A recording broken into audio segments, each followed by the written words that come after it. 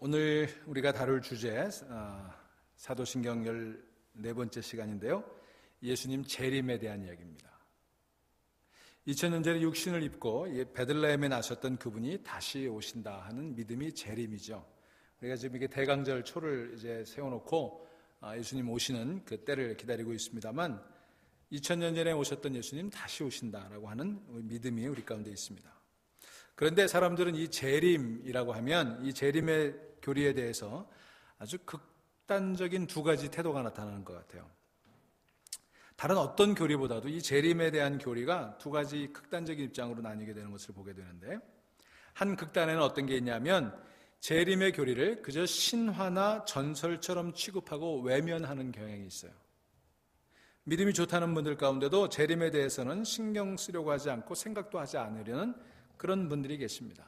목사님 무슨 재림 같은 얘기 하세요. 이런 분들이 있어요. 하지만 우리는 재림에 대해서 이야기해야 합니다. 귀를 닫지 마시고 마음의 문을 여시고 오늘 들어볼 수 있기를 바랍니다. 혹시 여러분들 가운데 난 재림 같은 거는 별로 중요한 것 같지 않아, 이거 별로 없는 것 같아, 이렇게 생각하시는 분들 잘 들으셨으면 좋겠어요. 또 한편으로 그와 반대, 전혀 극단적인 또 다른 반대편에는 재림의 교리라고 하면 사족을 못 쓰는 사람들이 있어요. 그냥 재림 그러면 거기에 매몰되는 사람들이 있습니다. 이 교리에 붙들린 사람들은요, 거의 예외 없이 판단력을 잃어버리는 경향들이 있어요. 재림 신앙에 사로잡힌 교인들은 오직 재림의 날만을 기다리고 다른 무엇에도 가치를 두려고 하지 않습니다. 끊임없이 재림의 날이 가까웠다는 증거들을 찾고 시대를 해석하는 그런 일에 전념하는 경향들이 있어요. 그러다가 뭔가 단서를 잡았다 싶으면 재림의 날을 알아냈다고 선전하고 그 날을 위해 모든 것을 다 걸도록 만드는 것이 또 다른 극단에 있다고 하는 것입니다. 결론부터 얘기하면 그 둘 다 바람직한 그런 태도가 아니에요. 재림에 대해서 잘못 이해하고 있기 때문에 오는 것입니다. 우리는 이 두 극단을 다 피해야 합니다.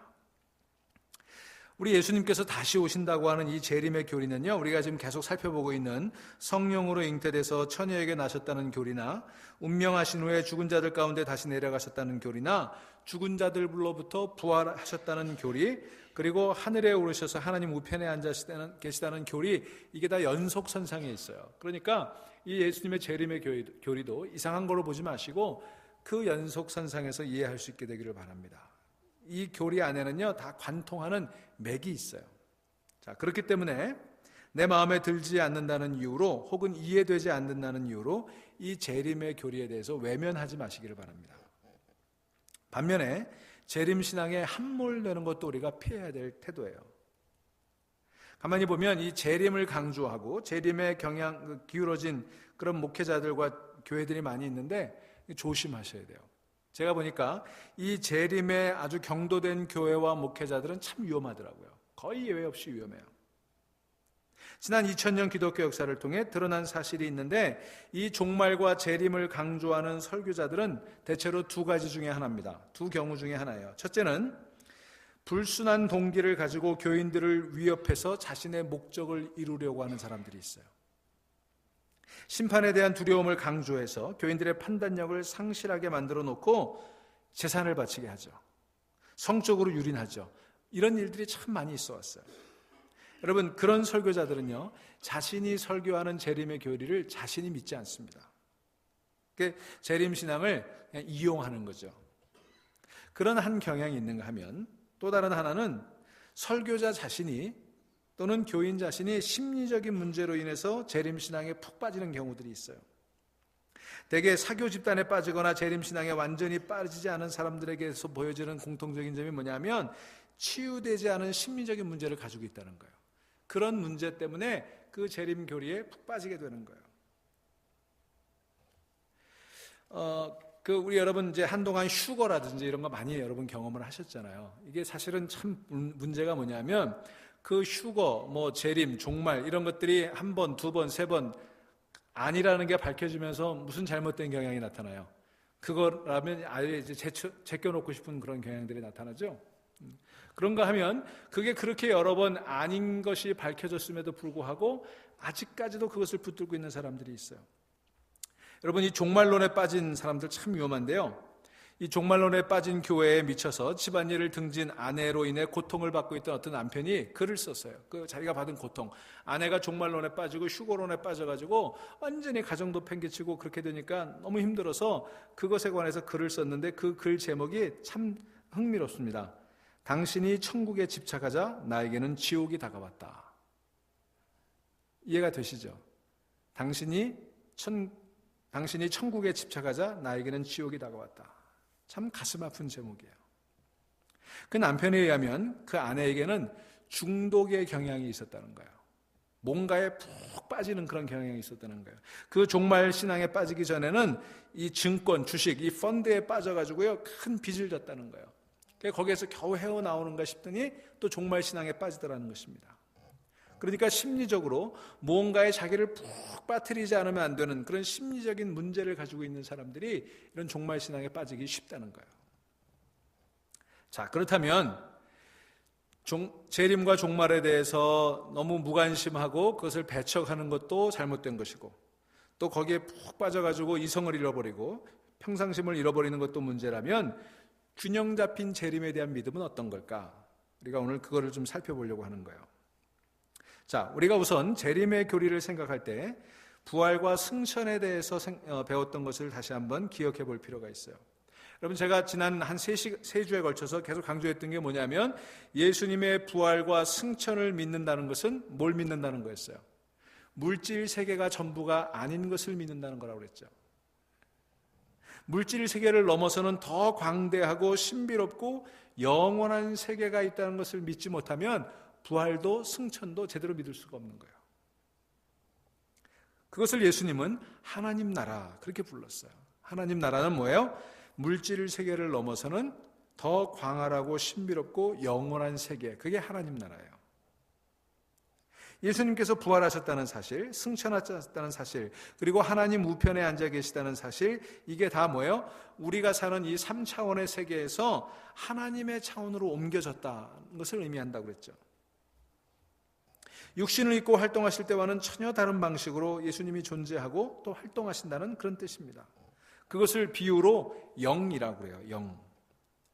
이 히브리어와 헬라에서는 영이라는 말이 푸아하 또는 푸뉴마라고 하는 말을 쓰는데 그것은 다 무슨 뜻이 있냐면 바람이라는 뜻이 있어요. 바람. 그러니까 하나님 우편에 앉아 계신 우리 예수님은 영적으로 존재하고 계시다는 거예요. 마치 바람처럼 우리 곁에 늘 계시다는 거예요. 문제는 우리의 영적인 감각이 무뎌져서 그 바람처럼 우리 곁에 계시는 그분의 현존을 느끼지 못하는 데 문제가 있는 거예요. 자, 우리가 오늘 이 사도신경의 재림의 교리를 생각해 보려고 하는데, 사도신경을 이렇게 펼쳐보시면 뭐라고 되어 있어요? 지난 시간에 살펴본 것이 하늘에 오르사 전능하신 하나님 우편에 앉아 계시다가, 거기까지 우리 살펴봤죠. 그리고 오늘 보면 뭐라고 되어 있습니까? 그 다음에 저리로서 이렇게 되어 있어요. 저리로서. 제가 하나 물어보죠. 저리로서가 무슨 말이에요? 저리로서.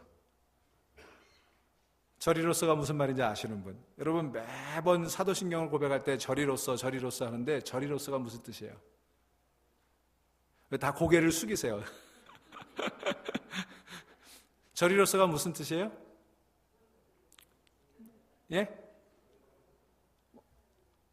거기로부터. 예, 거기로부터. 아시는군요. 예. 저리로서란 말, 이거 우리가 빨리 고쳐야 되는 말 중에 하나예요. 왜냐하면 사전에 저리로서라는 말이 없어요. 절이라는 말이 뭐예요? 사전에 없는 말이에요. 우리 말에 안 쓰는 말이에요. 이게 왜 와 있는지 모르겠어요. 영어 성경에는 from thence라고 되어 있어요. 거기로부터. 그러니까 사전에도 없는 말이고, 사도신경 말고는 우리나라 어떤 책에도 나오지 않는 이 단어가 여기 그냥 쓰이고 있는데, 이거 바꾸면 큰일 나는 것처럼 생각하는 분들이 있어요. 하나님의 말씀인데 고친다고. 사도신경은 하나님 말씀은 아니에요. 그죠? 또 성경에 있는 것도 아니에요. 엉뚱한 생각들 하지 마세요. 이거 고쳐야 돼요, 빨리. 거기로부터. 자, 그럼 거기는 어디예요? 거기로부터 오신다 그랬어요. 거기는 어디예요? 하나님 우편. 우리 지난 시간에 살펴봤죠? 하늘에 오르사 하나님 우편에 앉아 계시다가 거기로부터 그랬으니까 하나님 우편이에요. 하나님이 오른쪽 왼쪽이 있어요, 없어요? 하나님은 영이신데 오른팔도 없고 왼팔도 없으신 분이신데 그죠? 오른쪽 왼쪽이 어디? 제가 뭐라 그랬어요? 하나님 우편이라고 하는 거는 어떤 위치를 얘기하는 게 아니라 상태를 얘기한다고 그랬죠. 그러니까 여러분이 생각하는 이런 좌우 개념이 아니라 하나님의 권세를 함께 나누는 자리, 하나님의 능력과 하나님의 영광을 함께 쉐어하는 그 자리, 그게 하나님의 우편이에요. 그러니까 예수님 승천하셔서 지금 어디 계세요? 하나님의 영광의 보좌. 이 보좌라는 것도 잘못 생각하면 안 된다고 그랬죠. 보좌 그러니까 우리 이런 의자를 생각한다고 그러면 안 된다고 그랬어요. 하나님이 영이신 분이 어디에 앉아 계세요? 그렇지 않죠. 그러니까 보좌에 앉아 계시다라고 하는 거는 우리 임금이 무슨 이렇게 용상에 앉아 있는 그런 개념이 아니라 권세와 모든 영광을 누리는 그런 상태를 얘기하는 거예요. 그러니까 예수님 승천하셔서 지금 하나님의 자리, 하나님의 영광, 하나님의 권세를 함께 누리고 계시는 그 자리에서부터, 거기로부터 오신다, 이런 뜻입니다.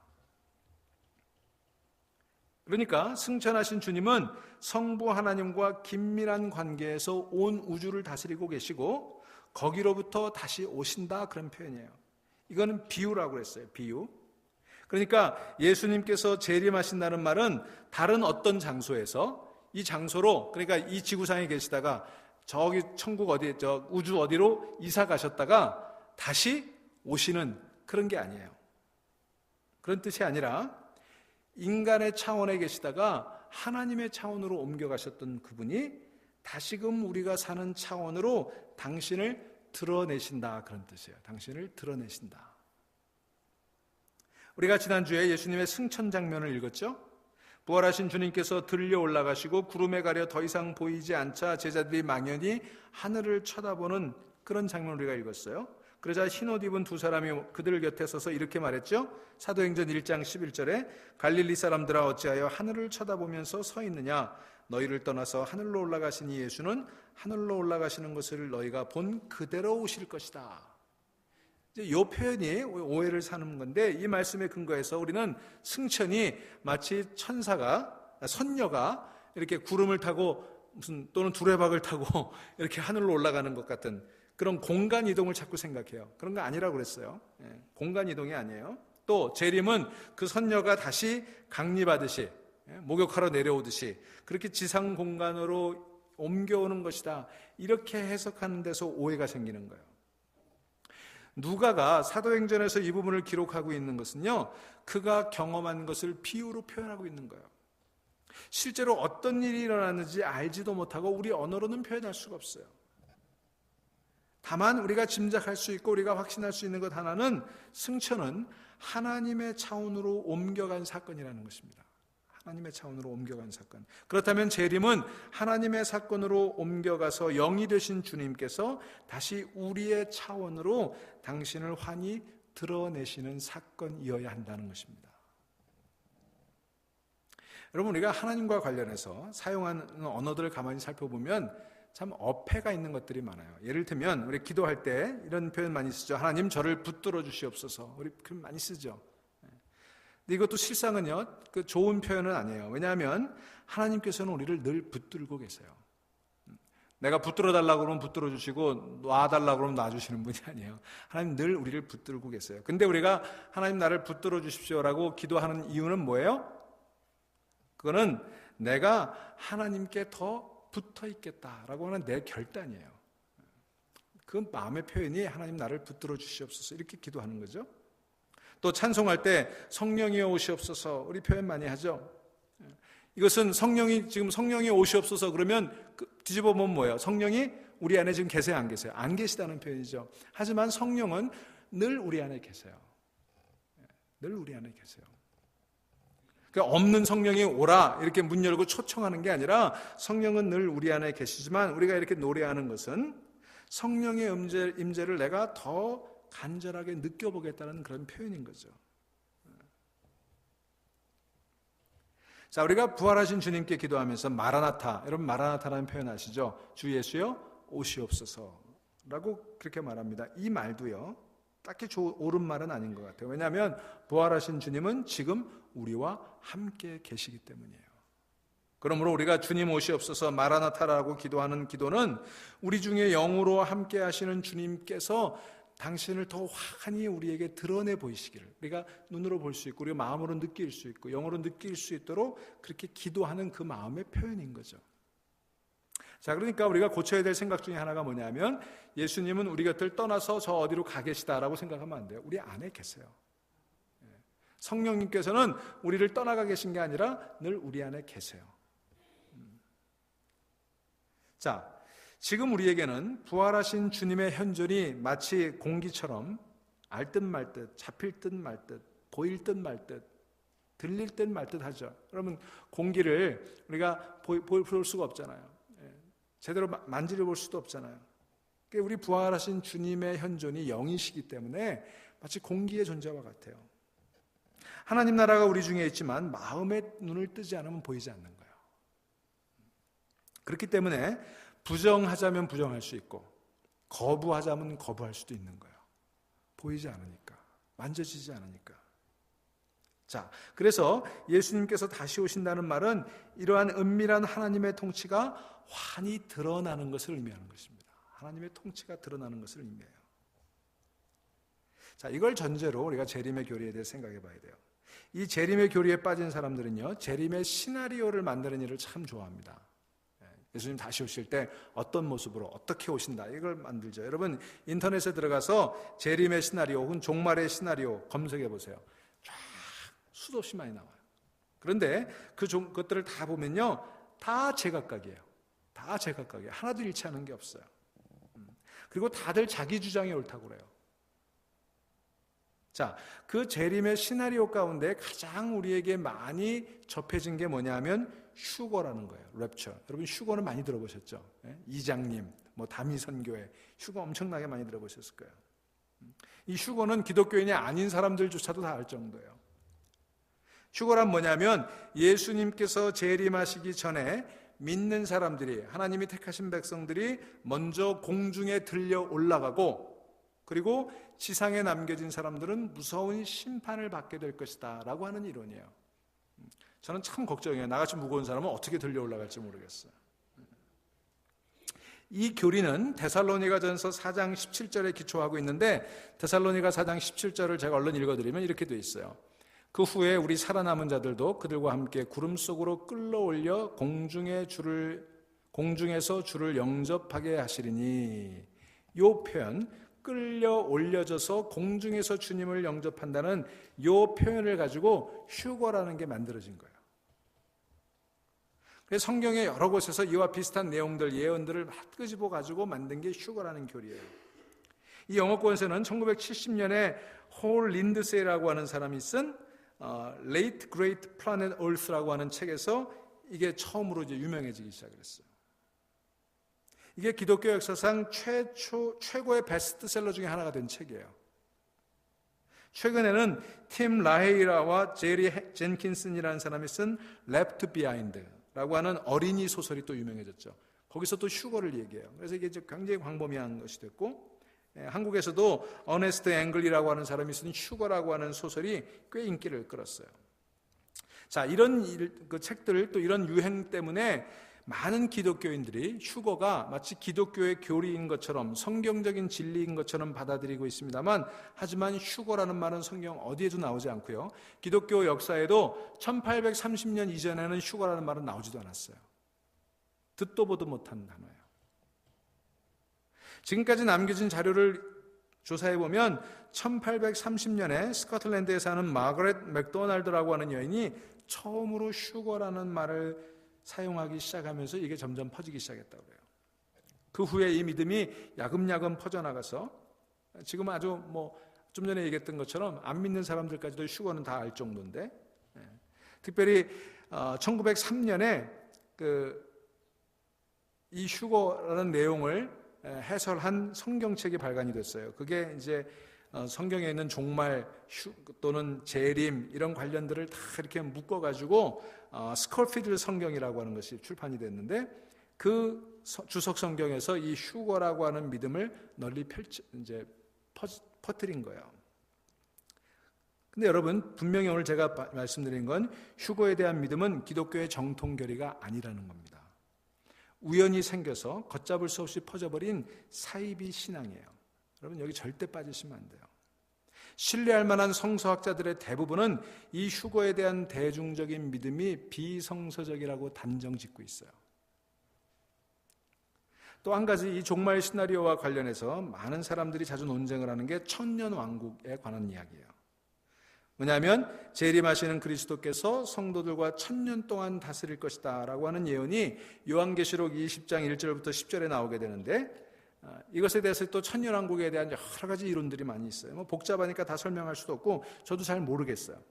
그런데 이것도 별별 의견이 다 있어요. 그러면 그 천년왕국은 재림 이전에 오느냐 혹은 재림 이후에 오느냐, 그것에 따라서 무슨 전 천년왕국설, 후 천년왕국설,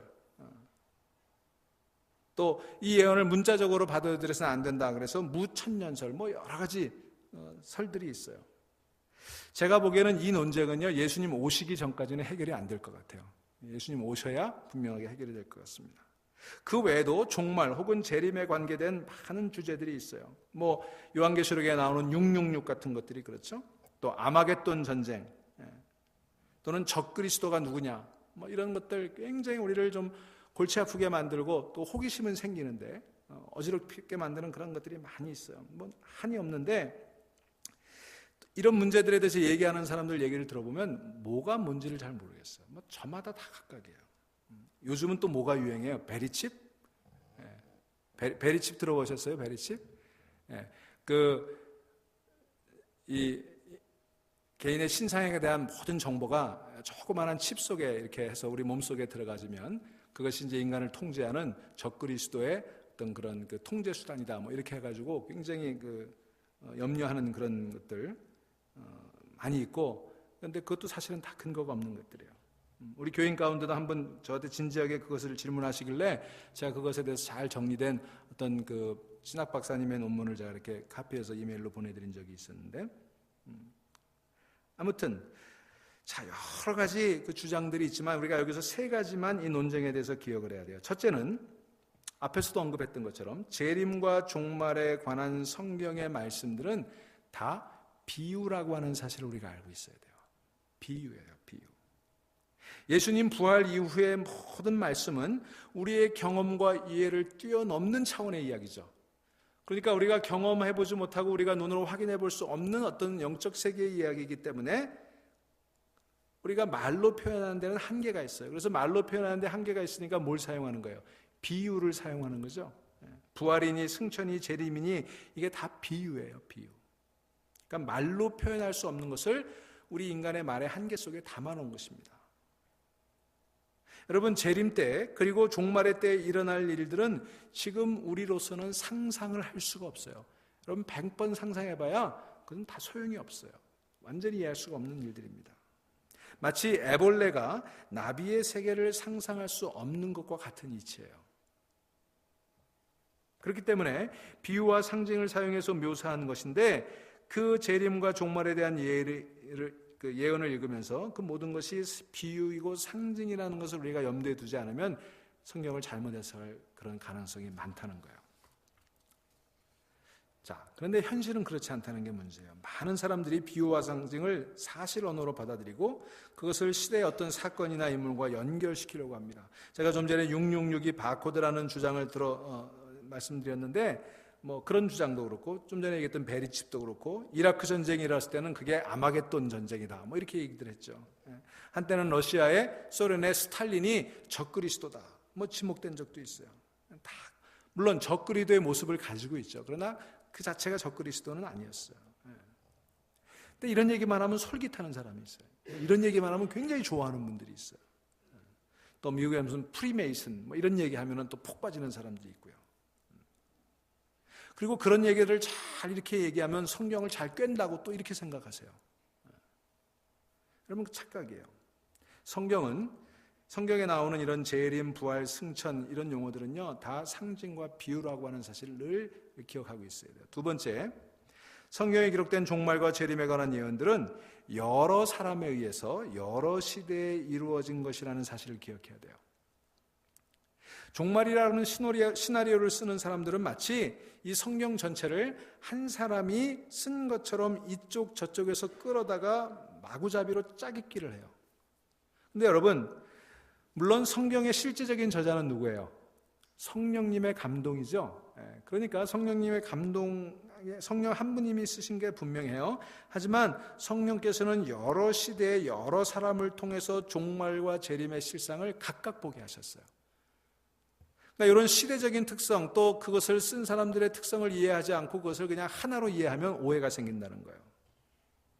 여러분, 성경에 나오는 종말에 관한 것도요, 다 종말이라고 하는 것들을 얘기하고 있지만 어떤 예언은 유다의 종말에 관한 거고, 어떤 예언은 이스라엘의 회복에 관한 거고, 어떤 예언은 재림에 관한 것이고, 어떤 예언은 새하늘과 새 땅에 관한 것입니다. 그러니까 이게 각각 다른 시대, 다른 배경을 얘기하고 있어요. 근데 그것을 그냥 하나로 묶어서 얘기하면 오해가 생기기 쉽다는 거예요. 휴거에 대한 믿음이 그런 데서 나오는 것이고, 천년왕국에 대한 논쟁이 끝나지 않은 이유도 거기에 있는 것입니다. 세 번째로 우리가 이것과 관련해서 꼭 기억해야 되는 것은 성경에 기록된 재림과 종말에 대한 예언은 실제로 일어날 일의 아주 지극히 한 부분이라는 거예요. 근데 그걸 전부인 것처럼 생각하면 곤란합니다. 여러분, 혹시 퍼즐 취미 가지고 계신 분 있으세요? 이렇게 조그만 조각들 500개 이렇게 맞추면은 아름다운 그림이 나오죠. 뭐 1000개짜리도 있고 그러죠. 처음에 그 조각 하나하나 보면 어떻습니까? 이게 무슨 아름다운 그림일까 싶은데 그걸 잘 맞춰놓으면 굉장히 그럴듯한 그림이 돼요. 그죠? 경험해 보셨죠? 그런데 만약에 여러분들이 그거 한 5개쯤 가지고 이렇게 맞춰놓고 그걸 가지고 어떤 그림을 상상한다면 그게 말이 돼요, 안 돼요? 말이 안 돼요. 그러니까 성경에 기록되어 있는 재림과 종말에 관한 이야기도 그 자체가 사실이냐 아니냐 여부를 떠나서 그것은 장차 이루어질 큰 재림과 종말의 그림 가운데 한 부분만을 얘기한 거예요. 그거 놓고 마치 그것이 전부인 것처럼 어떤 그림을 상상하고 있고 그게 그림의 전부라고 억지를 써서는 안 된다고 하는 것입니다. 그렇다면 이렇게 어려운 재림의 교리를 어떻게 이해하고 믿어야 될까? 재림의 교리를 무시해서도 안 되고 그렇다고 그것에 사로잡혀도 안 된다면 어떻게 믿어야 옳습니까? 라고 여러분 질문하실 거예요. 저는 이 문제에 대해서 3가지 정도 우리가 꼭 가져야 될 그 태도만 얘기하겠습니다. 저도 재림에 대해서는 이거다 저거다 말씀드릴 자신이 없어요. 왜냐하면 인간의 언어의 한계가 있고 인간의 이성의 한계가 있기 때문에 그것을 넘어선 차원의 이야기를 제가 마치 다 알고 있는 것처럼 얘기할 수 없어요. 그러나 제가 꼭 3가지는 기억해야 된다고 말씀드리는 것은 첫째로 재림의 교리는 하나님께서 펼치실 미래에 대한 믿음이라는 사실이에요. 미래에 대한 믿음이에요. 여러분, 불교나 힌두교 같은 동양 종교는 역사를 순환하는 것으로 보고 있습니다. 시작도 없고 끝도 없다라고 보는 게 이 동양의 종교관이에요. 하지만 기독교는 인류 역사에 시작점이 있듯이 끝날 때가 있다고 믿습니다. 그게 우리 기독교인의 신앙이에요. 옛 하늘과 옛 땅을 창조한 것으로부터 시작된 시간의 역사가 새 하늘과 새 땅이 임함으로써 완성된다. 이게 성경이 우리에게 보여주는 역사관이에요. 그래서 예수 그리스도의 성육신 사건을 통해서 시작된 구원의 역사가 완성될 날이 있을 것이다. 이렇게 믿는 게 우리의 미래관이에요. 여기서 한 가지 구분하고 넘어가야 될 것이 있는데, 그러면 종말은 어떤 거냐? 자꾸 사람들이요, 지구의 종말과 그 다음에 역사의 종말을 착각하는 경향이 있어요. 재림과 종말을 이 지구의 멸망과 자꾸 연결시키려고 하는 사람들이 있어요. 인류의 미래에 대해서 연구하는 사람들은 여러 가지 증거를 들이대면서 지구의 파멸을 예고합니다. 여러분 많이 들어보셨죠? 예를 들면 우리가 지금처럼 먹고 마시고 막 자원을 낭비하면 지구는 망한다. 이건 지당한 얘기예요. 그죠?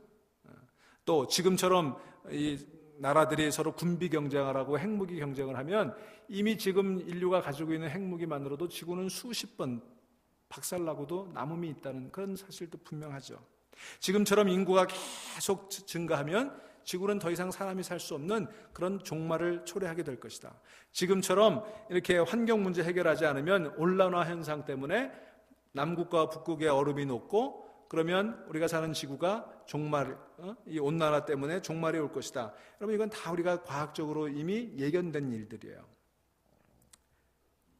그러니까 말하자면 이대로 가면 우리 인류는 머지않아 끔찍한 종말을 맞이할지도 모른다. 여러분 여기에 동의하세요, 안 하세요? 동의하시죠? 저도 여기 동의해요. 하지만 이것이 곧 성경이 말하는 종말은 아니에요. 성경이 말하는 종말은 단순히 이런 현상만을 얘기하고 있는 것은 아닙니다. 성경이 말하는 종말은, 잘 들으세요, 하나님께서 인간의 죄로 인해 파괴된 창조 세계를 새롭게 하시고 예수 그리스도를 통해서 시작된 구원의 역사를 완성하는 사건이 성경이 말하는 종말이에요. 그러니까 우리 인간이 얘기하는, 과학자들이 얘기하는 지구의 종말은 지구가 망하고 지구가 파괴되는 그런 현상이지만, 성경이 말하는 종말은 하나님께서 새 창조를 이루셔서 우리 구원의 완성을 이루시는 그때를 얘기하고 있다는 것입니다. 그래서 모든 것이 망하는 것이 종말이 아니라 모든 것이 회복되고 완성되는 것이 성경이 말하는 종말이라는 거예요. 여러분, 이걸 분명히 아셔야 돼요. 그래서 종말, 재림을 미리 내다본 성경의 저자들은 여러 가지의 비유를 사용해서 하나님께서 만들어내실 미래의 희망을 예언하는 거예요. 그리고 그 모든 비유를 통해 성령께서 믿는 이들에게 전하시려는 메시지는 하나님께서 모든 것을 바로 잡으실 미래가 있다는 사실이에요. 그 미래에 대해 준비하지 않는 사람들은 돌이킬 수 없는 불행을 당할 것이라는 사실이에요. 그리고 그 미래에 준비된 사람들에게는 그날이 파국과 재앙의 날이 아니라 환희의 날이 될 것이다. 이게 성경이 얘기하는 종말에 대한 분명한 얘기예요. 이것만은 제가 확실하게 얘기할 수 있어요. 여러분, 이 진실을 깨닫고 느끼실 수 있기를 바랍니다. 이게 재림에 관해서 제대로 읽는 거예요. 무슨 말인지 아시겠죠? 우리 믿는 사람들이 얘기하는, 성경이 얘기하는 종말은 다 망하고 없어지는 그런 종말이 아니라 하나님께서 시작하신 창조의 완성, 구원의 완성, 그때 어떤 사람은 불행을 당할 수도 있고 어떤 사람은 구원을 얻을 수도 있다라고 하는 거예요. 이게 우리가 종말과 관련해서 첫 번째 기억해야 될 사실입니다. 두 번째, 재림의 교리는요, 역설적이게도 미래에 붙들리라는 뜻이 아니라 현재의 삶에 충실하라는 것이 성경의 가르침이에요. 여러분, 휴거론이라든지 이 시한부 종말론에 빠진 사람들은 뭐예요? 미래에 붙잡혀가지고 현실을 다 팽개쳐버리죠. 가정도 팽개치고 생업도 팽개치고 다 모든 것 다 버리고 그냥 미래에 붙들려 있잖아요. 이건 건강한 사람이 아니라는 거예요. 앞에서도 지적했던 것처럼 종말과 재림을 강조하는 설교자들은 교인들로 하여금 집안도 내버리고 직업도 등지고 오직 임박한 종말을 위해서만 살라고 유도합니다. 하지만 성경에서 종말과 재림을 말하는 사람들은 항상 현재의 삶에 신실하도록 말합니다. 하나님께서 모든 것을 바로잡을 미래가 있음을 믿고 지금 어려워도 포기하지 말고 예수 그리스도의 제자로서 흔들리지 말고 오늘을 성실하게 살아라. 이게 제대로 된 종말론 재림신앙이라는 거예요. 여러분, 그러니까 무슨 이유를, 무슨 감언이설을 한다고 해도 가정을 내버리라고 하는 사람이 있다면 그건 일단 의심해야 돼요. 직장 생활을 소홀히 하고 생업을 팽개치고 다 싸질머지고 여기 들어와라 이렇게 얘기하는 사람이 있으면 그게 아무리 그럴듯해도 여러분 절대로 귀담아 듣지 마세요. 여러분, 매일 주어지는 하루하루를 충실하게 살도록 돕고 별 의미 없어 보이는 것 같은 일을 예배하듯 섬기도록 인도하는 것이 바른 기독교예요. 여러분의 하루하루 살아가는 게 정말 무의미한 것 같죠? 답답하죠? 해는 날마다 동쪽에서 떠서 서쪽으로 지죠? 설거지는 매일 해도 매일 쌓이죠? 이런 삶이 무슨 의미가 있나? 이렇게 살아가는 게 하나님의 뜻과 무슨 관계가 있나 싶을 그런 일들이 있죠. 아무리 노력해도 삶은 나아지지 않고 어려움은 계속해서 닥쳐오고 한 고비 넘었는가 하면 또 다른 고비가 닥쳐오고, 그래서 정말 내가 살아가는 게 제대로 살아가고 있는지 제대로 가고 있는지 여러분 헷갈리실 때가 있잖아요. 그럴 때라도 그 삶을 충실하게 살아가며 그 끝에는 하나님의 임재하심이 있고 하나님의 예비하심이 있고 하나님의 놀라운 종말이 있고 새하늘과 새 땅이 있다고 믿고 나아가는 게 우리 기독교 신앙인 거예요. 그래서 종말과 재림에 대한 바른 신앙은 현재의 삶을 미래의 눈으로 보게 하고 전과는 다른 태도로 살아가게 하는 거예요. 전에는 정말 무의미하게 살아가고 무료하게 살아가고 죽지 못해 살아가고 그랬던 삶이 이제 미래를 제대로 보게 되니까 현실이 괴로워도 견딜만 하고 현실이 답답해도 즐겁고 다 무너진 것 같아도 솟아날 구멍이 보이게 되고 하늘이 보이게 되는 거, 이게 우리의 재림신앙이고 종말신앙인 줄로 믿으시기를 바랍니다. 만일 그 반대 결과를 얘기한다면 그건 제가 단언코 얘기하지만 이단이고 사입이에요. 세 번째로, 재림의 교리는 언제나 마지막을 위해 준비된 삶을 살라고 말하는 것입니다. 지난 2000년 동안 수많은 사람들이 죽음을 맞이하기 이전에 예수님이 재림하시리라고 믿었어요. 그저 많은 사람들이 내가 죽기 전에 예수님 오실 거야, 그렇게 믿고 신앙생활했어요. 그런데 어땠습니까? 예수님 오시기 전에 다 죽었죠. 그럼 여러분들은 어떠실 것 같아요? 여러분들 어떻게 생각하세요? 여러분들 생전에 예수님 오실 것 같아요? 안 그럴 것 같아요?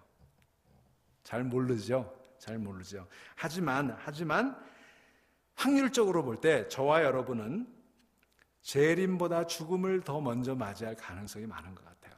그것도 확신하지 못해요. 내일 당장 주님 오실지 모르니까 내가 이렇게 100%는 얘기할 수 없지만, 그러나 지금까지 진행되어 온 것들을 보면 그럴 확률이 많아요. 그런데 여러분, 재림과 죽음의 공통적인 게 있습니다. 뭐죠? 그때를 알지 못한다는 거예요. 죽음의 날을 미리 알 방법이 없는 것처럼 재림의 날도 미리 알 방법이 없습니다. 예수님께서도 이 점을 분명히 하셨잖아요. 그것은 하나님이 정하실 일이다. 그날과 그때를 누구도 알지 못한다고 그러셨잖아요. 그런데도 그날을 알아냈다고 주장하는 사람들이 끊임없이 있었어요. 예수님이 모른다고 그랬는데 자기들이 안 돼요. 근데도 사람들은 그런 사람이 있으면 또 용하다고 그러고 쫓아가요. 나같이 모른다고 그러면은 이상하고, 안다고 그러는 사람이 있으면 찾아간다니까. 그래도 아무도 나한테 안 와도 저는 몰라요. 하나님이 아시는 거예요. 하지만 분명한 것은 그날은 도둑처럼 올 거예요. 도둑처럼 올 거예요. 자, 그러니 우리에게 죽음이 먼저 오든 재림이 먼저 오든 우리는 어떻게 해야 됩니까? 언제나 마지막에 대해 준비된 상태로 살아가야 된다는 것입니다. 오늘이 마지막인 것처럼 살아가야 된다는 거예요. 내일 주님이 오시더라도 내가 아무런 거리낌이 없을 수 있도록 그렇게 준비하며 살아가야 된다는 거예요. 여러분, 성경에서 재림 혹은 종말에 관해서 예언할 때마다 빠지지 않고 등장하는 말이 있어요. 뭐죠? 깨어있으라는 거예요. 깨어있으라는 거. 항상 부활하신 주님과 함께 살아가는 것이 깨어있는 거예요. 항상 성령의 내주하심을 위해서 내 마음을 열어놓으라는 것이 깨어있으라는 거예요. 그분의 뜻에 순종하여 하나님 나라를 위해 살아가라는 것이 깨어있는 거예요. 먼저 그의 나라와 그의 의를 구하는 것이 깨어있는 거예요. 그렇게 사는 사람은 재림의 날짜를 알아냈다는 말에 귀가 솔깃하지 않습니다. 여러분, 공부 안 한 학생이 꼭 시험 언제 보냐고 물어봐요. 그런데 시험 언제 오는지 물어보긴 하지만 시험을 준비하진 않아요. 그죠? 그러나 공부 잘하는 학생은 시험이 언제 보는지 관계가 없어요. 하지만 늘 준비하고 있어요. 매일을 그렇게 살아간다면 언제 마지막이 온다 해도 그날은 재앙의 날이 아니라 환희의 날이 될 줄로 믿습니다. 그러니까 온전한 재림신앙을 가진 사람은 그날을 두려워하지 않아요. 그날이 환희의 날이니까, 기쁨의 날이니까, 하나님의 새 창조의 완성의 날이고 구원의 완성의 날이니까. 그래서 오늘 우리가 읽은 말씀에서 예수님께서 이렇게 말씀하시는 거예요. 45절로 47절.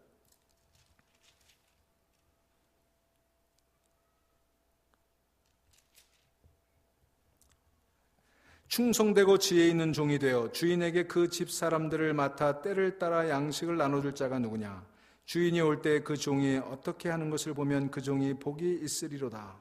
내가 진실로 너희에게 이르노니 주인이 그의 모든 소유를 그에게 맡기리라. 사랑하는 여러분, 여러분은 미래를 내다볼 때 어떤 느낌을 가지십니까? 미래에 대해서 낙관적이세요? 아니면 미래에 대해서 비관적이세요? 여러분이 만약에 비관하신다면 왜 비관하십니까? 여러분이 만약 낙관하신다면 왜 낙관하세요? 여러분, 부활 승천하셔서 하나님 보좌 우편에 앉아 계신 주님께서 거기로부터 살아있는 자와 죽은 자를 심판하러 오신다고 고백하는 사람은 진정으로 미래를 낙관할 이유를 가진 사람이에요. 그 이유는 이 땅이 아니라 어디에 있어요? 하늘에 있습니다. 그 이유는 사람에게가 아니라 하나님에게 있는 거예요. 부활하신 주님께서 지금도 온 우주와 인간의 역사를 다스리고 계시고 마침내 모든 것을 회복시키시고 완성시키실 것을 믿기 때문이에요. 그래서 우리는 미래를 낙관하는 거예요. 여러분, 여러분의 미래는 낙관적인 줄로 믿으시기를 바랍니다. 그렇게 하나님의 미래를 바라보면서 오늘을 살아가니까 오늘이 힘들어도 괴롭어도 노래할 수 있는 것이고 다시 일어설 수 있는 것이고 웃을 수 있는 거 아니겠어요? 여러분, 오늘만 바라보면 어떻게 웃을 수가 있어요? 여러분, 지금 살아가는 여러분의 형편이 그렇게 웃음이 나오세요? 그렇게 낙관적이세요? 그렇지 않잖아요. 근데 우리 믿음의 사람들은 어떻게 낙관할 수 있어요? 하나님을 보기 때문에, 하늘을 보기 때문에, 그날을 믿기 때문에, 부활하신 주님께서 세상을 다스리고 계신다는 걸 믿기 때문에 그런 거예요. 그렇게 하나님의 미래를 바라보면 오늘 살아가는 것입니다. 주님의 땅인 미래를 바라보면 비록 현실이 어렵고 힘들어도 지금 눈에 보이는 것이 전부가 아니고 지금 손에 쥔 것이 전부가 아님을 믿을 수가 있는 것입니다. 그래서 다른 사람들이라면 10번도 더 포기했을 상황에서 다시 힘을 차릴 수가 있게 되는 거예요. 그런 사람이 진정한 낙관주의인 거예요. 재림의 교리를 외면하는 사람들은 알고 보면 큰 것을 잃는 거예요. 재림의 교리에 빠져버리는 것은 영적인 질병에 걸려버리는 거예요. 그러나 우리는 재림을 믿지만 오늘 본문에서 주님께서 말씀하신 나쁜 종처럼 제 욕심대로 사는 것은 절대로 믿지 않는 것과 다름이 없어요. 여러분, 재림을 믿는다고 하면서 오늘을 나쁘게 살아가는 게 어떻게 재림을 믿는 거예요? 여러분, 예수 그리스도께서 진실로 다시 오신다고 믿는다면, 그리고 그분을 통해 시작된 구원의 역사가 완성될 날이 필경 온다고 믿는다면 그 어떤 경우에도 흔들리지 않는 낙관주의자가 되고 이 땅에서 자신에게 주어진 소명을 다하게 될 것입니다. 이 은총이 저와 여러분에게 있기를 바랍니다. 주님은 거기로부터, 하나님의 보좌 우편으로부터 반드시 오십니다. 반드시 오십니다. 다미성교회가 깨지고 이장님 목사가 거짓임이 드러나도 주님은 다시 오십니다. 그리고 그날은 망하는 날이 아니라 저와 여러분에게는 환희의 날이고 기쁨의 날이고 완성의 날입니다. 그것을 믿으시고 오늘 힘들어도 지금이 끝이 아니기 때문에 그 주님 오실 날을 소망하며 웃으며 힘차게 걸어가는 여러분의 복된 삶이 되시기를 주의 이름으로 축원합니다. 이제 사도신경 고백하실 때마다 절이로서 고백할 때 여러분 웃으시기 바랍니다. 환희와 감격이 여러분 가운데 넘치시기를 주의 이름으로 축원합니다. 우리 조용히 기도하시겠습니다.